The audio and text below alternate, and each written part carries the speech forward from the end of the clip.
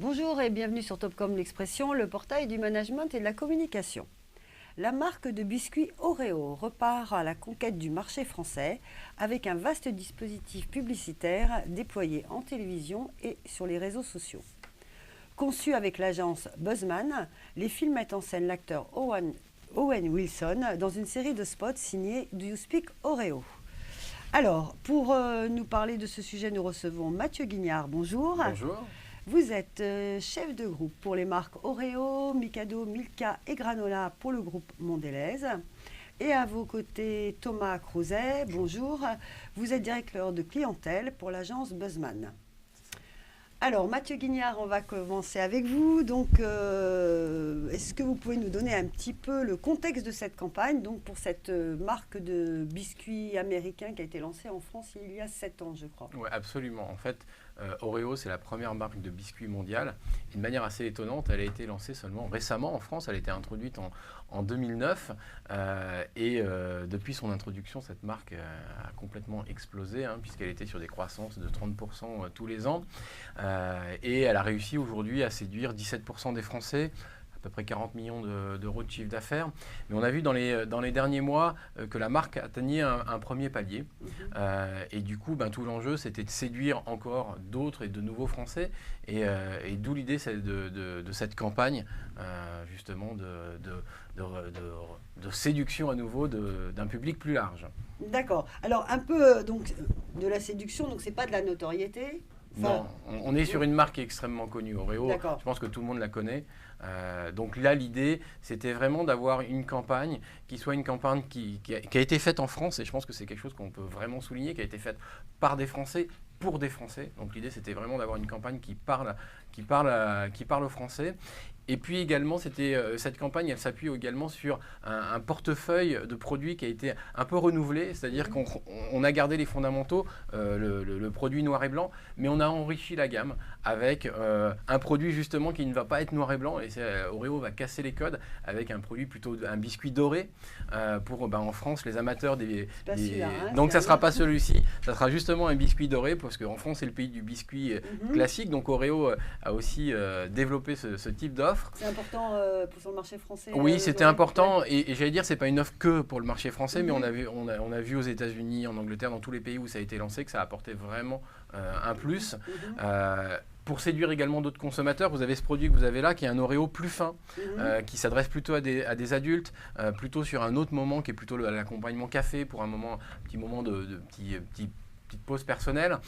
Donc pareil, toucher également de nouveaux consommateurs, également toute la gamme en fait avec des parfums très originaux, que ça soit peanut butter, brownie, strawberry, qui est une gamme ce qu'on appelle les flavors et qui est seul Oreo peut proposer. C'est une gamme qu'on va remettre en avant, sur lequel on va communiquer, sur lequel vous aurez peut-être l'occasion de voir le film qu'on a fait avec Owen Wilson. Donc pareil, mettre en avant en fait des produits et des offres assez uniques que seul Oreo peut proposer. Et puis tout ça s'accompagne également en parallèle d'un travail sur la recette, où également on a amélioré de manière significative la recette d'Oreo avec une baisse par rapport à l'original de 40% des acides gras saturés.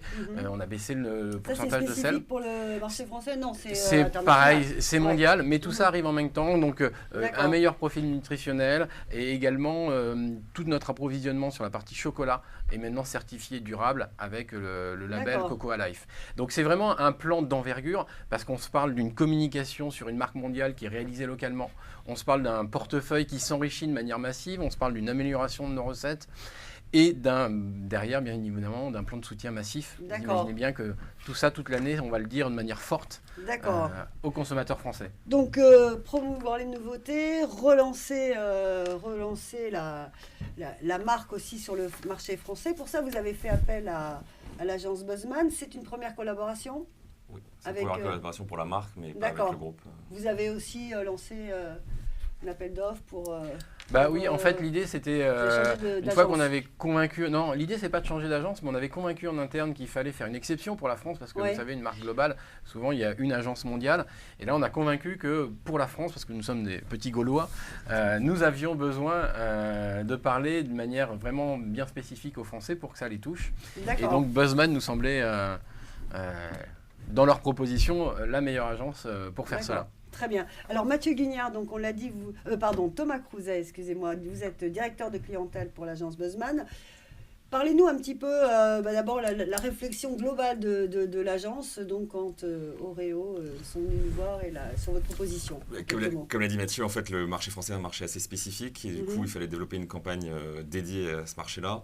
Et en fait, on est parti du rapport que les gens ont et les Français ont avec les États-Unis. En fait, c'est un peu je t'aime moi non plus. Et Oreo, c'est quand même le biscuit emblématique des États-Unis. C'est le biscuit numéro 1 au monde, mais c'est iconique de l'Amérique. Et en fait, les Français, ils adorent les États-Unis, ils adorent l'Amérique, ils adorent la culture américaine, les marques américaines. Mais ils aiment bien aussi se moquer un peu des Américains et de leur côté supérieur ou prétendument supérieur. Et pour se moquer des Américains et de leur supériorité, on aime bien mettre en avant leurs faiblesses. Et quoi de mieux qu'un Américain qui parle français pour montrer les faiblesses d'un Américain et justement le tourner en dérision. Et du coup, la campagne est naturellement venue sur ce décalage entre un Américain qui essaye de promouvoir son produit de manière très sérieuse et le décalage et les incompréhensions que son discours peut apporter, étant donné qu'il ne maîtrise pas forcément très bien la langue de Molière. D'accord. Bon, et puis pas n'importe quel Américain, puisque c'est donc l'acteur Owen Wilson qui est mis en scène dans ces films publicitaires, cette série de films, parce qu'il y en a plusieurs. Alors, on va peut-être regarder un des films pour voir un petit peu l'esprit, et puis après, on reviendra un petit peu sur ce choix et la signature. Hey, je suis Owen Wilson. Est-ce être le Oreo? And, pardon me, sorry, how do you say peanut butter flavor in French? Pardon, je comprends pas. Perfect. Est-ce être le Oreo au goût de pardon, je comprends pas? Ah non, c'est goût beurre de cacahuète. C'est mal compris. I got it. Oreo au goût de beurre de cacahuète, on s'est mal compris. Ouais, c'est toujours pas ça. I think we got that one. I just got the one word wrong. Do you speak Oreo? Voilà, donc ça c'est un parmi déjà 3 films, il y en aura d'autres. Alors pourquoi Owen Wilson, en plus c'est une saga pour le marché français, je crois. Oui, exclusivement pour le marché français. Pourquoi Owen Wilson? Parce qu'en fait on cherchait déjà un acteur américain connu, et c'est quelqu'un qui est auprès de la cible qu'on cherche à toucher et a un taux de notoriété important. Mais on cherchait aussi quelqu'un qui était capable d'incarner ce côté casual smart, cette autodérision et ce second degré qu'il fallait avoir et qui était l'esprit même des films. Et du coup le casting d'Owen Wilson est assez vite apparu comme une évidence. Et après c'est des négociations, on a pris contact avec lui, il a accepté le projet et les choses se sont faites naturellement. D'accord. Alors là on a vu un film, peut-être quelques mots sur les autres films. Enfin, en fait, il y a 3 films télé et 3 pendant digitaux qui sont entre guillemets les backstage du tournage. Et chacun des films correspond à un des produits. Donc le film de lancement a été autour du biscuit original d'Oreo, un autre autour du peanut butter, qui est celui qu'on a vu avec la recette au goût beurre de cacahuète.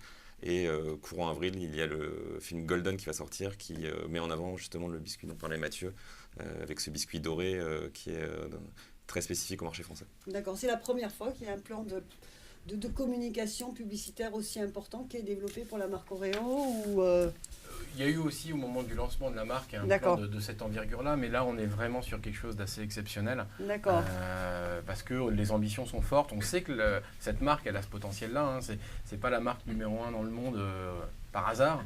On sait que c'est une marque iconique avec une ADN très forte et c'est une capacité justement à engager les consommateurs. Donc on est vraiment dans un plan quand même qui est assez exceptionnel. D'accord. Alors on va terminer sur le dispositif de communication. Donc les 2 premiers films ont été lancés en début janvier, je crois, 7 janvier. Ouais, 7 janvier. Voilà, télévision. Ils sont en télé, en fait, jusqu'à fin juin, il y a Oreo est à l'antenne de manière quasi continue, avec un phasing sur... Antenne, télévision. Sur toutes les chaînes. Oui, c'est un plan média hertzien. D'accord. Un plan média classique, j'allais dire très massif, et également en digital, où là, pour le coup, on est également assez immanquable, que ce soit sur YouTube, Facebook, Twitter. Enfin, on a vraiment un plan, j'allais dire, incontournable et qui va réserver encore pas mal de surprises. Voilà, alors, nous, sur la surprise, on termine là-dessus. La prochaine surprise, c'est quand ? La prochaine surprise, c'est le 23 avril. Le 23 avril, Et ça sera le... C'est le lancement du 3e film Golden qui sera en télé et pareil en digital avec son pendant backstage. Et toute la stratégie autour de l'Amérique et le Do You Speak Oreo, c'est aussi quelque chose qu'on décline en social media puisque toute la ligne éditoriale de la page Oreo a été repensée dans cet esprit avec toujours ce trait d'humour et ce mélange entre français et anglais. Avec un peu d'humour à chaque fois. D'accord, c'est un peu tôt pour parler des premiers retours. Malheureusement, oui. Ouais. Le 7 janvier, on n'a pas encore... Ouais. Ce qu'on a vu, c'est plutôt un engouement sur les réseaux sociaux par rapport aux premières publicités que les consommateurs ont pu voir. Mais en termes de chiffres Nielsen, il faut attendre encore quelques semaines pour avoir un premier retour. Ok, et toutes les nouvelles gammes, enfin les nouvelles gammes de Oreo sont déjà disponibles en... Alors, celui-ci, le produit Crispy and Thin, donc le produit plus fin, il est déjà disponible. Le produit Golden, il va arriver en mars. D'accord. Et puis toute la gamme des variétés, donc des flavors avec brownie, peanut butter sont déjà en rayon. Il y en a des nouvelles variétés qui vont arriver pareil en mars. Ok, donc on n'a pas fini d'entendre parler d'Oreo. Non, pas mal de surprises à venir tout au long de l'année. D'accord, très bien. Bah, écoutez, on suivra ça avec attention. En attendant, on vous remercie beaucoup, Mathieu Guignard et Thomas Crouzet, d'être venus nous parler de cette campagne. Merci. Merci à vous.